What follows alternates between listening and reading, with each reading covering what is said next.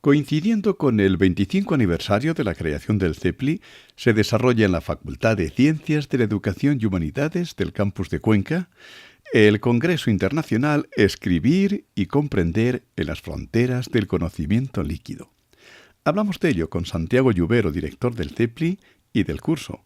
¿Por qué ese título, lo del conocimiento líquido? Sí, vamos a ver. En los siglos XIX y XX se pensaba que el conocimiento era estable, era más sólido, perduraba en el tiempo, y seguramente era así, pero las nuevas tecnologías, todo lo digital ha cambiado la información, ha cambiado la frecuencia con la que recibimos la información, y ha cambiado el hecho de que enseguida se pasa de una información a otra. Y esta es la liquidez de ese conocimiento. Es decir, el conocimiento va muy rápido, cambia muy rápido, las bases de datos han hecho que todo cambie. Pero esto está estructurado desde luego por el aprendizaje.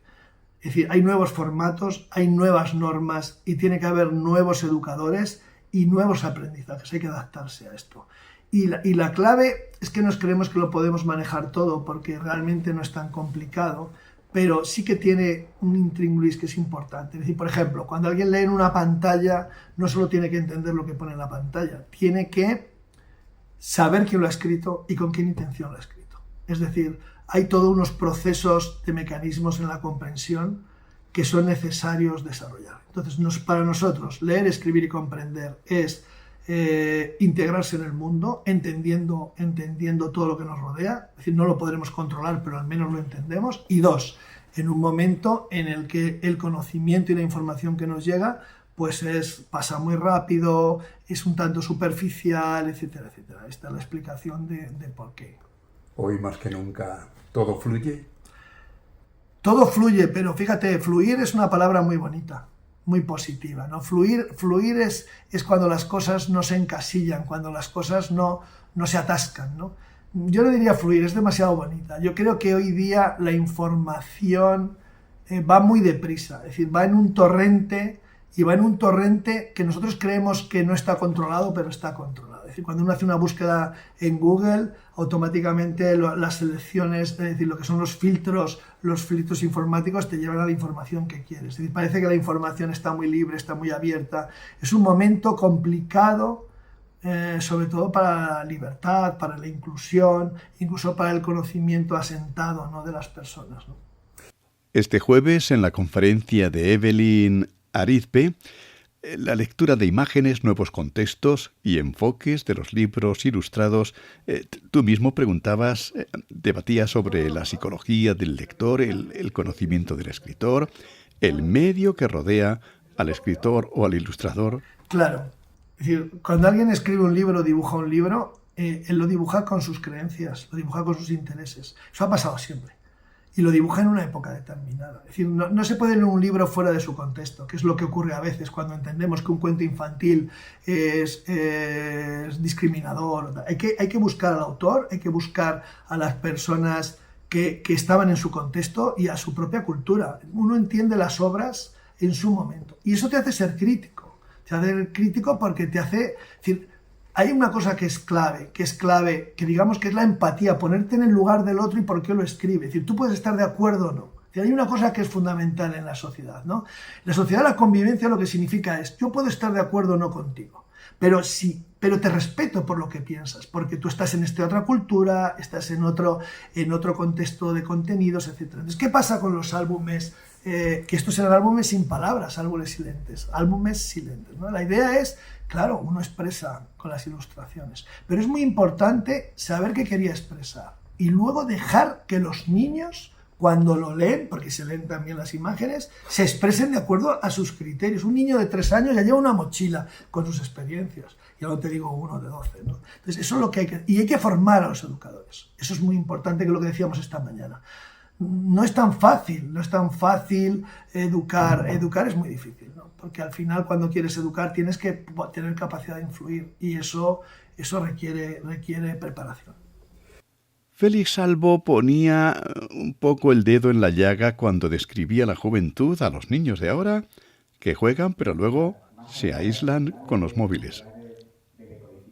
¿Cómo se puede coordinar la modernidad la inmediatez, los medios, las redes sociales, con la educación. Es otro tiempo, José Luis, es otros tiempos con otras cosas. Pero es verdad que lo que no ha pasado nunca son las emociones y los afectos. Es decir, cuando uno lee con su hijo, con su nieto, y le lee las cosas y analiza y cuenta y cambia, no es tanto el texto que lee, es la relación que establece. Es decir, los países más evolucionados en estas cuestiones, que además salen los informes PISA, ¿no?, sobre la comprensión lectora, el hábito lector y tal, son lugares donde los padres leen a sus hijos, se ocupan de ellos. Esa es la historia. Es decir, hay tanta dispersión, ¿no?, de medios, tanto ruido alrededor de todos, ¿no? Los móviles son un ruido, las pantallas, las tablets, pero el ser humano no ha cambiado tanto. El ser humano quiere afecto, quiere ser reconocido, quiere ser bueno, quiere tener recursos. Esos son nuestros nietos o nuestros hijos y tú lo sabes, ¿no? Pues así. Aniversario. Tras 25 años de la creación del CEPLI, ¿sigue siendo el CEPLI?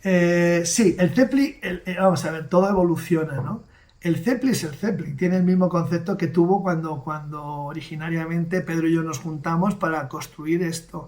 Es promocionar la lectura, valorando la escritura como una parte de la comprensión del mundo, ¿no?, del desarrollo personal y social.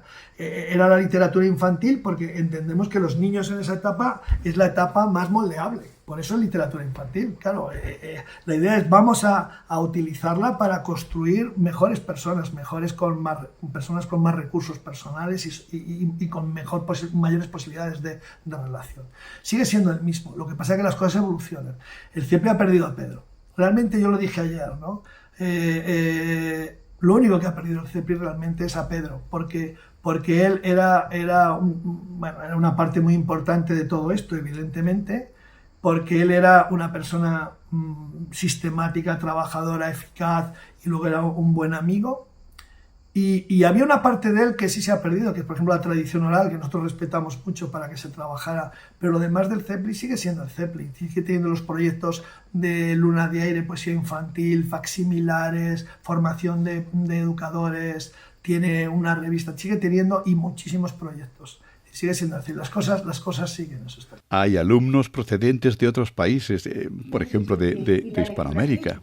¿Qué opinan estos alumnos de todo esto, de estos congresos? ¿Qué opinan? Interesantísimo, es interesantísimo. Mira, los alumnos, los que tenemos adoran el CEPLI y adoran las cosas que hacemos, pero porque los tratamos con respeto. Y nosotros tratamos a todo el mundo con respeto. Aportan muchísimas cosas. La mayoría de estos alumnos son expertos en animación lectora, en promoción lectora, en educación, en literatura, y hacen el curso. Y nosotros lo que hacemos es darles honradamente lo que tenemos en el máster y los materiales que les encantan, porque están encantados, y al mismo tiempo les escuchamos sobre sus trabajos. Bueno, hay trabajos fantásticos de gente que trabaja en territorios ocupados por la guerrilla colombiana, otros que trabajan dentro de las favelas, en situaciones de conflicto, en todo tipo de cosas. Y también en situaciones de normalidad, de pobreza, son de verdad, y ellos te lo cuentan, las dificultades que tienen, cómo lo han hecho. Bueno, yo te digo de verdad que es enriquecedor completamente. Lo más enriquecedor del mundo es escuchar a los demás.